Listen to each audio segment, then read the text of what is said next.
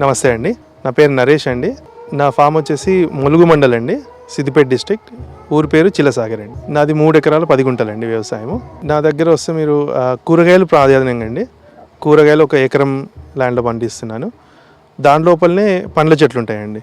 అంటే పండ్ల చెట్ల మధ్యలోనే కూరగాయలు ఉంటాయి.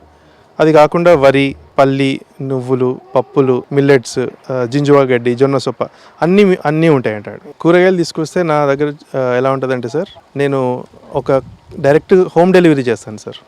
సో కుటుంబానికి చేయాలన్నప్పుడు అన్నీ పండియాలి. వాళ్ళకి మళ్ళీ బయటకు వెళ్ళి తీసుకొచ్చే అవసరం ఉండకుండా అన్నీ నేను చేస్తాను.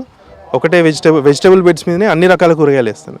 టమాటా ఉంటుంది, వంకాయ ఉంటుంది, బెండకాయ, మిర్చి, క్యాలీఫ్లవర్ ఉంటుంది, బీన్స్ ఉంటుంది, క్యారెట్ ఉంటుంది, బీట్రూట్, ముల్లంగి, ఆలుగడ్డ, కొత్తిమీర, తర్వాత ఆకుకూరలు 8 రకాల ఆకుకూరలు, ఏవో 2 ఆకుకూరలు ప్రతి వారం వెళ్ళేటట్టు విత్తుకుంటాను నేను అలా. ఇప్పుడు ఎకరంలో చూసుకుంటే సార్, పండ్ల చెట్లు నాది సుమారుగా ఒక 30 వెరైటీల పండ్ల చెట్లు ఉంటాయండి. దాని లోపల కూరగాయలు, ఈ కూరగాయలు సుమారుగా ఒక 15 వెరైటీలు ఉంటాయి సార్. ఈ 15 వెరైటీలు కూడా ఎలా అంటే, ఇప్పుడు టమాటా సుమారుగా నా దగ్గర 27 రకాల టొమాటో రకాల విత్తనాలు ఉన్నాయండి. సో ఒకసారి ఒక రకం విత్తుకున్న తర్వాత 15 రోజుల తర్వాత విత్తుకునేటప్పుడు ఇంకో రకం విత్తుకుంటాను. అలానే సొరకాయ 7 రకాలు ఉన్నాయి నా దగ్గర. తర్వాత చిక్కుడు చూసుకున్న ఒక 27 రకాలు ఉన్నాయి. తర్వాత బెండలు ఒక 6-7 రకాలు ఉన్నాయి. అలా సో ప్రతిసారి అవి మార్చుతూ పెడతామన్నట్టు. జనరల్గా టమాటా, మిర్చి, వంకాయ 3 కూడా మేము ఒక్కటిసారి ట్రైలో వేసుకుంటాం సార్. కానీ మిర్చి అన్నిటికంటే లేట్ వస్తుంది, 21 డేస్ వస్తుంది. టమాటా, వంకాయ కూడా వచ్చేసి సుమారుగా 18 డేస్కి వచ్చేస్తుంది మనకి. సో 18 డేస్కి ట్రాన్స్ప్లాంట్ చేస్తాం. మిర్చి ఒకటి 21 డేస్ ఆపుతాం. అయితే మేము నారు ఎలా నాటుకుంటామంటే, మాకు ఒక చిన్న టూల్ ఉందండి. సో దానికోసం లేబర్ అంటే ఒకటే లేబర్ చాలండి. ఒకటే లేబరు సుమారుగా మేము ప్రతిసారి పెట్టుకున్నప్పుడల్లా 4 ట్రేలు టమాటా పెట్టుకుంటాం, 5 ట్రేలు మిర్చి, 2 ట్రేల వంకాయ, ఇంకా క్యాప్సికమ్, క్యాలీఫ్లవర్ కాబట్టి 2 ట్రేలు ఉంటాయి. ఇవన్నీ కూడా మేము ఒకటే లేబర్ చాలు. టమాటా ఎప్పుడైనా 45 రోజులకు స్టార్ట్ అవుతుంది సార్. ఇది మనకి పూత అనేది 45 రోజులకి స్టార్ట్ అయిపోతుంటుంది. ఇంకా పింద సుమారుగా మీకు 50 to 60 డేస్. అంటే దీంట్లో రకాలు బట్టి సార్, ఇప్పుడు నేను చెప్పిన 30 రకాల్లో ఇవన్నీ స్టడీ అవుతున్నాయి. మనకి బయట దొరికే టమాటాలు ఉందనుకోండి, ఖచ్చితంగా చెప్పొచ్చు 30 రోజుకి పింద వస్తుంది, 45 రోజులు కాయ వస్తుంది అంట. కానీ నేను చెప్పే అన్ని రకాలు కూడా దేశవాళీ రకాలు. ఇవన్నీ ఒక్కొక్క తీరు ఎక్కడి నుంచో వచ్చినాయి, అంటే different parts of the state, country నుంచి వచ్చినాయి. సో ఆల్మోస్ట్ అన్నీ కూడా 45th డే to 60 డేస్ ఈ మధ్యలో పూత/పింద వస్తుంది సార్. ఇది కనుక అంతే. నా పద్ధతిలో ఏ మొక్కైనా 3 హార్వెస్టింగ్స్ తీసుకుంటాను సార్. ఇప్పుడు నాకు 60 రోజు ఒక హార్వెస్టింగ్ వస్తుంది, మళ్ళీ 80 రోజు ఒక హార్వెస్టింగ్ వస్తుంది, 90 రోజు 100 రోజులకు వచ్చేస్తుంది. 3 హార్వెస్టింగ్స్ తర్వాత నేను తీసుకోను సార్, ఎందుకంటే జనరల్గా మొక్క బలహీనపడుతుంది. ఇంకోటి ఏంటిదంటే, నా ప్రకారం బెడ్స్ అంటే నా వెజిటేబుల్ ఏరియా రీయూజ్ చేసుకోవాలి కాబట్టి నేను ఆ మొక్కని తీసేసుకొని 3 హార్వెస్టింగ్స్ మాత్రమే వాడుకుంటానండి. ఇది అన్ని కూరగాయలు, ఒక టమాటానే కాదు, ఏదైతే వంకాయ ఉండని, మిర్చి ఉండని, ఏదైనా కూడా అలానే ఉంటుంది. క్యారెట్, క్యాలీఫ్లవర్, బీట్రూట్ అంటే ఇంకా అవన్నీ ఒకటేసారి ప్లక్కింగ్. అవన్నీ నేను వెజిటేబుల్ బెడ్ మీద డ్రిప్స్ వేస్తాను సార్. నా సోకర్ డ్రిప్స్ అంటారు, వెజిటేబుల్కి వస్తాయి. 16 ఇంచెస్ గ్యాప్ తోటి వస్తుంది, లేదా 18 ఇంచెస్ గ్యాప్ తోటి వస్తుంది. ఇది ఆ వెజిటేబుల్ బెడ్ మధ్యలో వస్తుంది సార్. 18 ఇంచెస్ గ్యాప్ తోటి పెడతాను. అది మొత్తం వెజిటేబుల్ బెడ్ని తడిపే సుమారుగా సరిపోతుంది. అండ్ చాలా తక్కువ పడుతుంది సార్ వాటర్, కంపేర్ టు మనం ఫ్లడ్ ఇరిగేషన్ చేసినా కూడా, వేరే ఏ పద్ధతిలో చేసినా కూడా డ్రిప్ సరిపోతుంది. అండ్ ఇంకోటి ఏంటంటే, నాకు మొత్తము నా వెజిటేబుల్ బెడ్స్ మీద మల్చింగ్ పెడతాను సార్. అంటే ఒక ఆకుకూర వేసిన 4-5 ఇంచులకి ఇంకో ఆకుకూర లైన్ వేస్తాను, ఆరు బీట్రూట్ 9 ఇంచుల గ్యాప్లు వేస్తాను. ఆ మధ్య గ్యాప్ మొత్తం మల్చేసి పెట్టేస్తాను. వరిగడ్డి ఉండొచ్చు, దూదేకిల గడ్డి అంటారు, అలాంటి గడ్డి. సో చాలా తక్కువ పడుతుంది సార్ వాటర్ నాకు. నేను ఇది గత 4 సంవత్సరాల నుంచి చేస్తున్నాను సార్. నాకు ఇప్పటివరకు 3 రకాల పురుగులు వచ్చాయి సార్. ఒకటి పచ్చ పురుగు వచ్చింది, తర్వాత బంకపేను లాంటిది ఒకటి వచ్చింది సార్. టమాటాని ఇబ్బంది పెట్టే పురుగు ఇప్పటివరకు అయితే నాకు ఏది రాలా, ఒక దోసకాయలు వీటికి. సో టమాటాకి అయితే ఇబ్బంది ఎప్పుడు రాలేదు సార్. ఏమున్నా కొంచెం విత్తనం కానీ వదిలేసినప్పుడు వచ్చిన బంకపేను ఒకటి, తర్వాత పచ్చ పురుగు వచ్చింది. ఎందుకు వచ్చిందంటే, స్వీట్ కార్న్ ఎంబెడ్ చేశాను దానివల్ల పచ్చ పురుగు వచ్చింది. బట్ అది కూడా కంట్రోల్ చేయగలిగాం. దానికి కారణం ఏంటిదంటే, ప్రతి సండే మేము జీవామృతము స్ప్రే చేస్తాము. ప్రతి సండే, ప్రతి వెనస్డే అగ్నియాస్త్రం కానీ, నీమాస్త్రం కానీ, బ్రహ్మాస్త్రం కానీ, లేదా మట్టి ద్రావణం కానీ, ఇది మార్చి ఖచ్చితంగా వేస్తాం సండే, వెనస్డే. సో అందుకోసం మాకు ఇది ప్రికాషనరీగా వేస్తాం, వచ్చిన తర్వాత వేయడం కంటే ముందు మ్యాండేట్గా వేస్తాం అన్నట్టు. అందుకోసం మాకు ఎప్పుడు అలాంటి ప్రాబ్లమ్స్ రాలేదండి. ఇప్పుడు మేము 23 కుటుంబాలకి ప్రతి వారం కూరగాయలు ఇస్తామండి. అయితే ఏ కుటుంబాలకు ఇవ్వాలంటే మినిమం 1 కిలో టమాటాలు అయితే ఇవ్వలేని అడుగుతారు. అయితే వర్షాకాలంలో మేము అది కిలో ఇవ్వలేకపోతున్నాం సార్.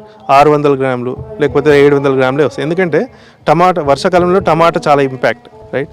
అదే మంచి పీక్ సీజన్ డిసెంబర్, జనవరి, ఫిబ్రవరి అయితే కిలోన్నర కూడా ఇస్తాం అలా. సో ఒక ఎకరంకి అని నేను చెప్పలేను, ఎందుకంటే మా మోడల్ అలాంటిది కాదు కాబట్టి. బట్ ఒక కుటుంబానికి అయితే ఇంత వేరియేషన్ ఉంటుంది. 700 grams to 1.5 kilo per week ఇవ్వగలుగుతున్నామండి. ఫర్ ఎగ్జాంపుల్ ఒక హార్వెస్టింగ్ చేసినాం అనుకోండి, ఒక వారం హార్వెస్టింగ్ చేస్తే సుమారుగా 25 కిలోలు నేను టమాటాలు వస్తాయి నాకు. యావరేజ్ చెప్తున్నాను. ఒకసారి 40 వస్తుండొచ్చు, ఒకసారి 20 వస్తుండొచ్చు, ఆర్ ఇంకా కొంచెం తక్కువ వస్తుంది. బట్ 25 కిలోలు అనేది మనం యావరేజ్గా తీసుకోవచ్చు అండి. నేను టమాటా సపరేట్గా ఇస్తలేను సార్, నేను ఫ్యామిలీకి డైరెక్ట్ డెలివరీ చేస్తున్నాను కదా. నాది సబ్స్క్రిప్షన్ బేస్డ్ అండి. నెలకి 3,000 రూపాయలు తీసుకుంటాను నేను ఒక కుటుంబం దగ్గర. వాళ్ళకి ఆ 3,000కి అన్ని రకాల కూరగాయలు ఇస్తాను. సుమారుగా ఒక 15 రకాల కూరగాయలు వస్తాయండి. టమాటా, వంకాయ, మిర్చి, బెండ, చిక్కుడు అంటే చిక్కుడు ఉండొచ్చు, బీన్స్ ఉండొచ్చు, దాంట్లో చాలా రకాలు ఉన్నాయి. మళ్ళీ సోర, బీర, కాకర కానీ దోస కానీ ఈ రెండిట్లో ఏదో ఒకటి ఇస్తామండి. తర్వాత ముల్లంగి, క్యారెట్ కామన్. తర్వాత బీట్రూట్ సీజనల్, బీట్రూట్, ఆలుగడ్డ ఈ రెండు కూడా సీజనల్, అంటే ఒక 6 నెలలు మాత్రమే వస్తాయి. తర్వాత ఆకుకూరలు తీసుకుంటే కొత్తిమీర కంపల్సరీ ఇస్తాము. ఇంకా కొత్తిమీర కాకుండా 2 ఆకుకూరలు ఇస్తామండి. అది పాలకూర ఉండొచ్చు, బచ్చల కూర ఉండొచ్చు, చెన్నంగి ఉండొచ్చు, తోటకూరలో 2 రకాలు ఉంటాయి ఉండొచ్చు, పొనగంటి కూర ఉండొచ్చు. ఇలా ఆకుకూరలు చాలా రకాలు ఉన్నాయండి. ఇవన్నిట్లో ఏదో 2 ఇస్తాము.